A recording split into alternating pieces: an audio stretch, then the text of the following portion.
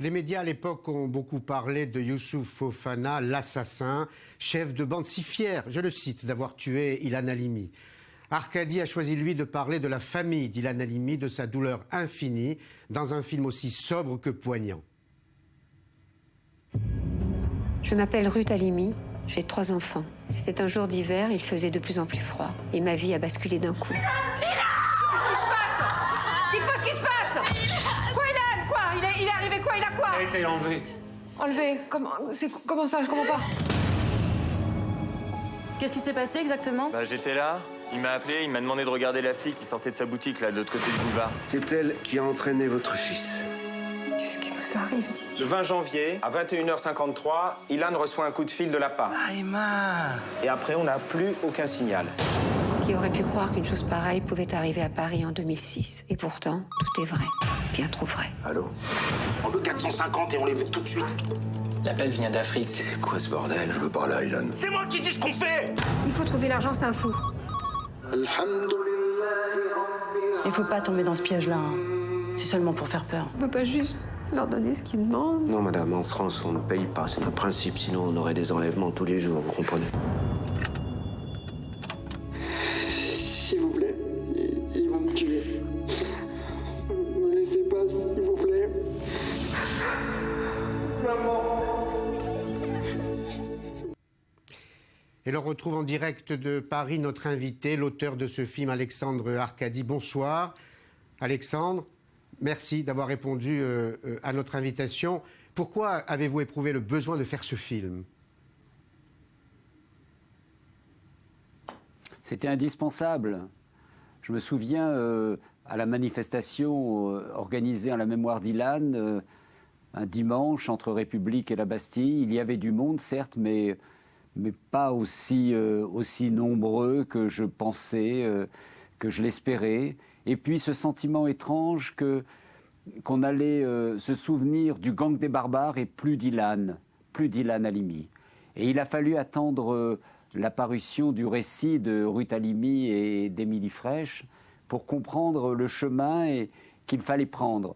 C'est comme si Ruth Halimi m'avait pris par la main en me disant, voilà, s'il faut raconter le calvaire qu'a vécu mon fils, il faut passer par la famille, par cette famille ordinaire, une famille française qui du jour au lendemain s'est retrouvée confrontée avec l'innommable, l'invraisemblable, l'incroyable, cet enlèvement qui a duré 24 jours. Ça, il faut bien se souvenir de ces nombreux jours qui a mis Ilan avec son gang des barbares, qui avait le même âge que lui, qui était français comme lui, et qui a été assassiné à petit feu pendant tout ce temps-là. Oui, on connaît votre talent de cinéaste, on connaît même votre efficacité.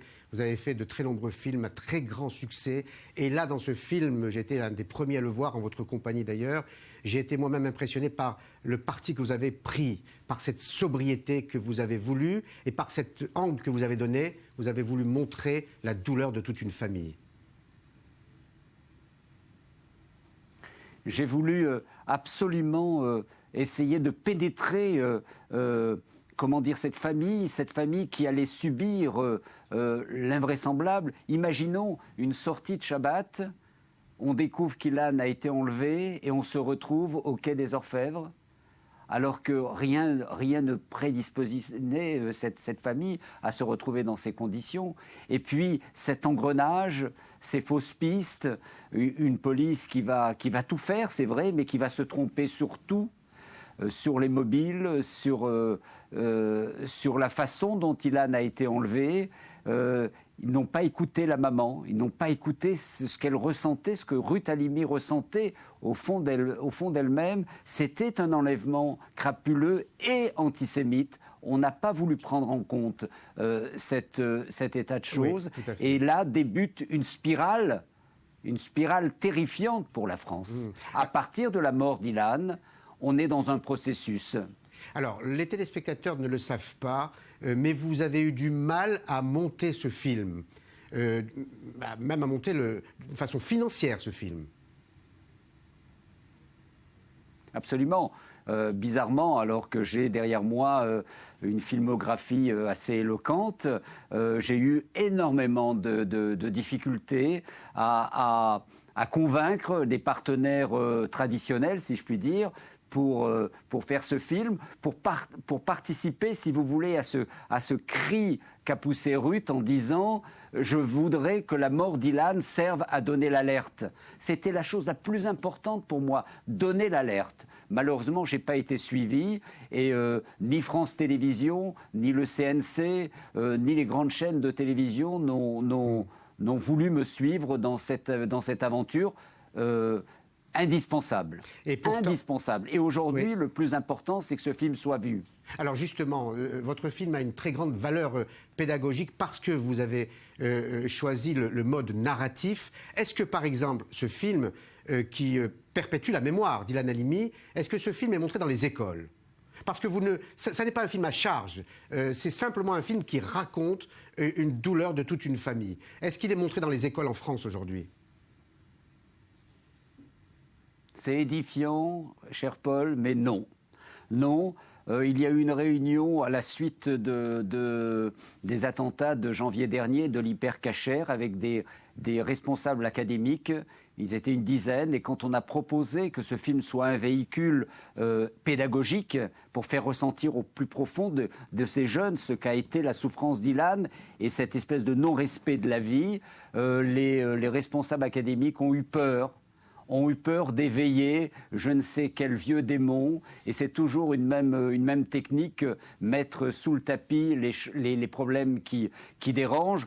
Et je dois dire que notre Premier ministre a tout fait pour que ce film puisse être vu. Malheureusement, il ne l'a pas été encore. Comme un déni de réalité de la part de certains Français. Merci beaucoup Alexandre Arcadi. Vous allez sans doute suivre de Paris les épisodes suivants puisque nous recevrons dans quelques instants Samy Gozlan. Ce drame a marqué en tout cas le début d'une terrible décennie en France. Les médias à l'époque ont beaucoup parlé de Youssouf Fofana, l'assassin, chef de bande si fier, je le cite, d'avoir tué Ilan Halimi. Arcadi a choisi, lui, de parler de la famille d'Ilan Halimi, de sa douleur infinie, dans un film aussi sobre que poignant. Je m'appelle Ruth Halimi, j'ai 3 enfants. C'était un jour d'hiver, il faisait de plus en plus froid. Et ma vie a basculé d'un coup. Qu'est-ce qui se passe? Dites-moi ce qui se passe! Quoi, Ilan? Quoi? Il est arrivé quoi? Il a quoi? Il a été enlevé. Enlevé? Comment ça? Je comprends pas. Qu'est-ce qui s'est passé exactement? J'étais là. Il m'a appelé, il m'a demandé de regarder la fille qui sortait de sa boutique, là, de l'autre côté du boulevard. C'est elle qui a entraîné votre fils. Qu'est-ce qui nous arrive, Didier? Le 20 janvier, à 21h53, Ilan reçoit un coup de fil de l'APA. Emma. Et après, on n'a plus aucun signal. Qui aurait pu croire qu'une chose pareille pouvait arriver à Paris en 2006? Et pourtant, tout est vrai. Bien trop vrai. Allô? On veut 450 et on les veut tout de suite. L'appel vient d'Afrique. C'est quoi ce bordel? Je veux parler à Ilan. C'est moi qui dis ce qu'on fait! Il faut trouver l'argent, c'est un fou. Il faut pas tomber dans ce piège-là. C'est seulement pour faire peur. On peut pas juste leur donner ce qu'ils demandent? Non, madame, en France, on ne paye pas. C'est un principe, sinon on aurait des enlèvements tous les jours, vous comprenez?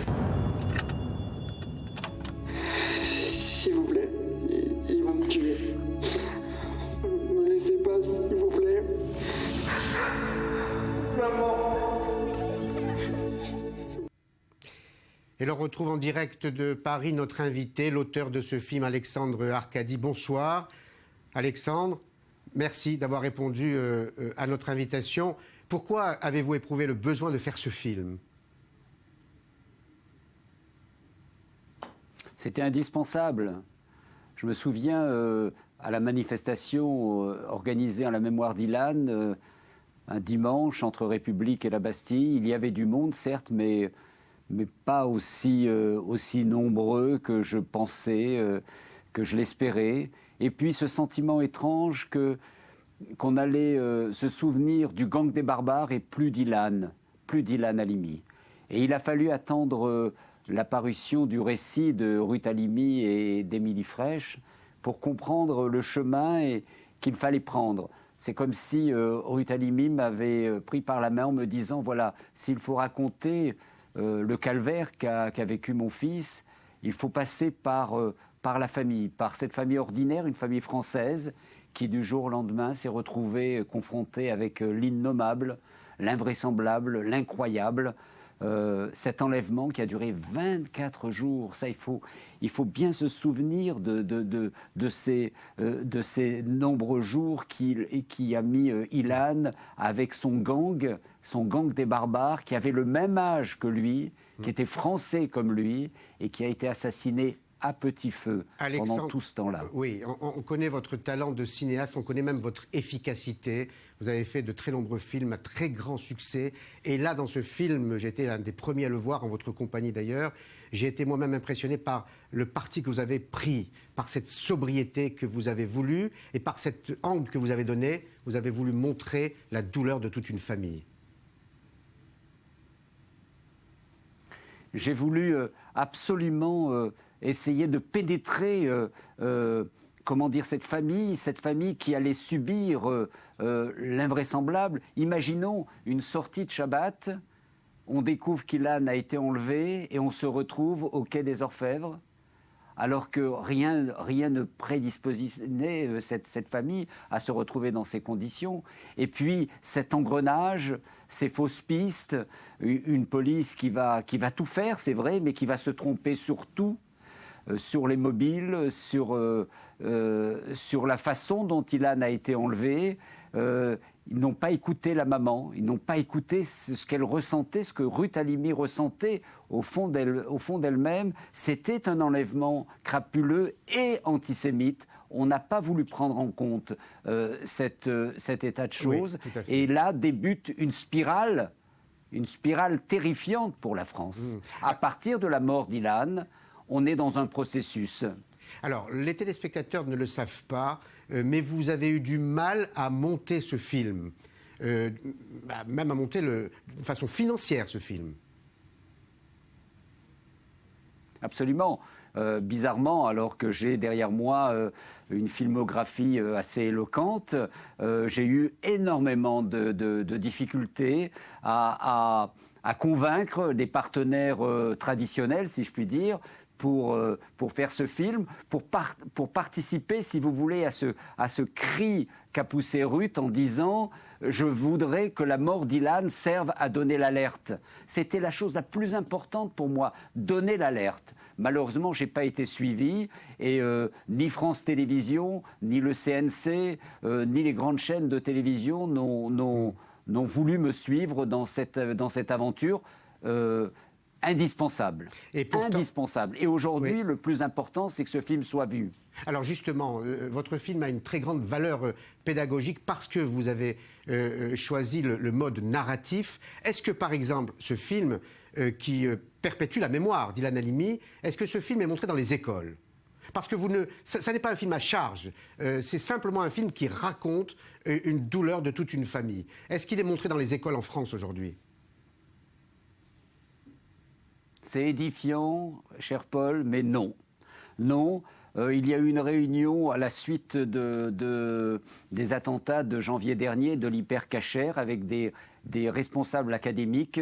Ils étaient une dizaine et quand on a proposé que ce film soit un véhicule pédagogique pour faire ressentir au plus profond de ces jeunes ce qu'a été la souffrance d'Ilan et cette espèce de non-respect de la vie, les responsables académiques ont eu peur d'éveiller je ne sais quel vieux démon, et c'est toujours une même technique, mettre sous le tapis les problèmes qui dérangent.